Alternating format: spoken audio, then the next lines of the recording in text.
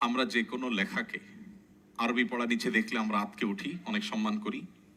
কিন্তু বাংলায় যদি থাকে, ইংলিশে যদি থাকে, তখন সেটাকে আমরা পায়ের নিচে মাড়াতে আমরা দ্বিধা করি না। এ ব্যাপারে ফকিহগণ, ইসলামের শরিয়া বিশেষজ্ঞ স্কলারগণ, যেই কোনো ভাষা, সকল ভাষার সৃষ্টিকর্তা কে? আল্লাহ।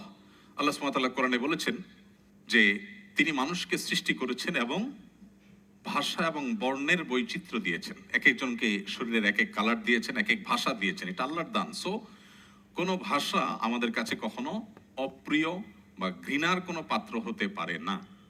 সো আপনি বাংলা ভাষায়ও যদি কিছু লেখা থাকে, ইংলিশে যদি কিছু লেখা থাকে, সেটাকে পায়ের নিচে মাড়ানো বা অসম্মানজনকভাবে সেটাকে আপনার ব্যবহার করা, এটা ইসলাম মৌলিকভাবে সমর্থন করে না, বরং as a language, as a আল্লাহর সৃষ্টি এবং জ্ঞান অর্জন করার মাধ্যম হওয়ার কারণে যে কোনো ভাষাকে যথাযথভাবে মর্যাদা দেওয়া এবং সম্মান করা আমাদের কর্তব্য।